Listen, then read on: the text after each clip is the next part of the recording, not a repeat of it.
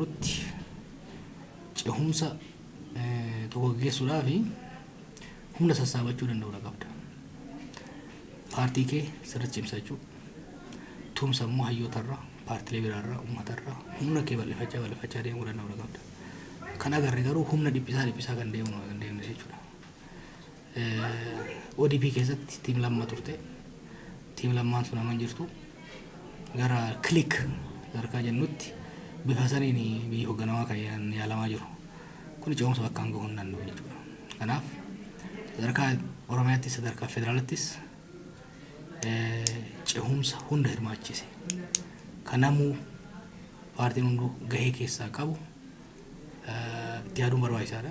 Gaaddisa hoogganoota Oromiyaa jennee Oromoo jennee kan dhaabne kunis saniif fayyaduu danda'a. Filannoodhaafis qopheessinu malee garuu haala qabatamaa ammaan barbaachisaa ta'a. Waliigalatti ittiin yeroo namu itti yaadu fi yaadachuu qabu.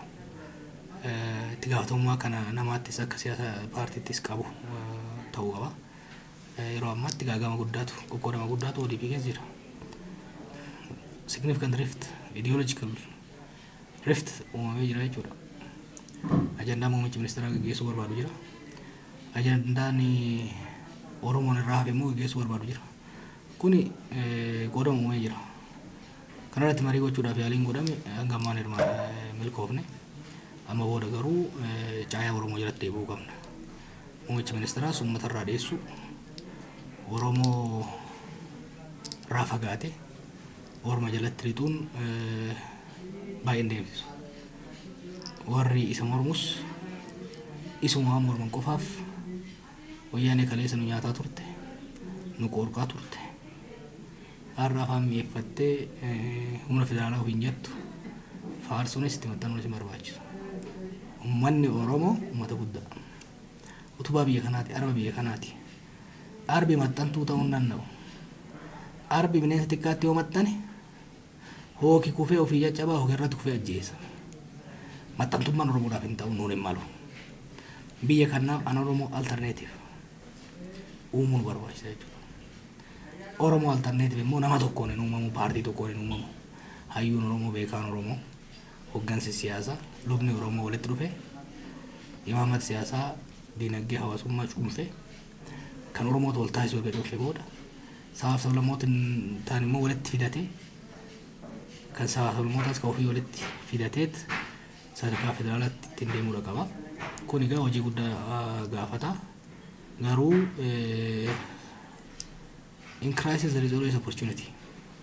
Gaagaabni amma argaa jirru kun hireen uuma. Muummichi ministeeraas nuhis akka dhaabannu. Wanni uummata dhoofsuudhaaf yaalaa turre sun dhootee gadi baateerti. Garatti deebisuu hin dandeessu. Waan baay'ee dhoksuudhaaf uummata yaalaa turre garaagarummaa bifa adda addaatiin jiru. Amma san baay'ee deemuu hin dandeenyu. Erga gadi baate qisaasuu hin qabnu.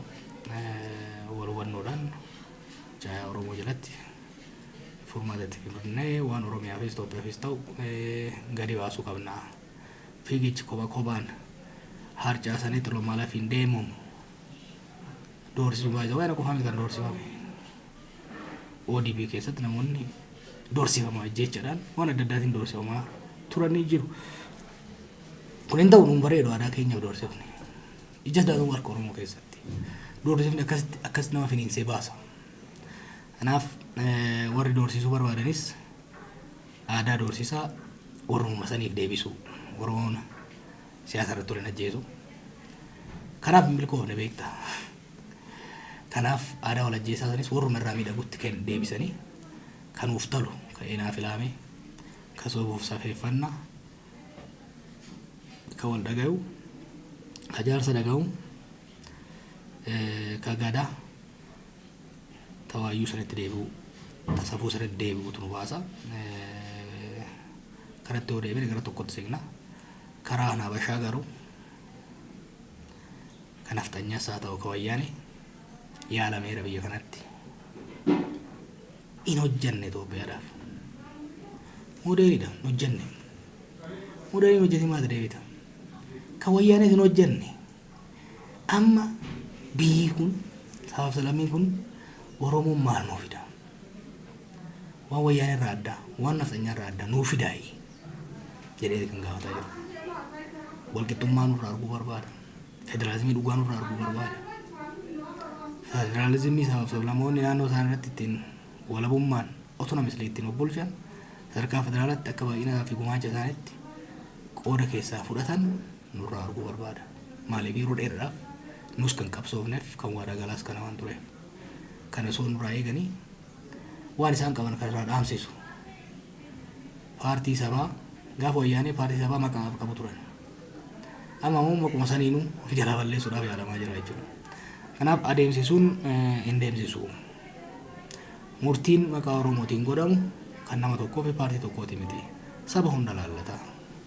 Hayyuu sabaa beekan sabaa irratti maratee deemuu qaba. Muummichi ministeeras duuba deebi'ee ilaaluu qaba. Warri isatti aaranis aareedhaan yoo keessaa lukkaasaa hin dha'ama. Of duuba deebi'anii gumii akka sabaatti kaayannee Oromiyaas akkamitti waliin ceesifne Itoophiyaas akkamitti waliin ceesifne kan jedhutti deebi'uun dirqama natti fakkaata.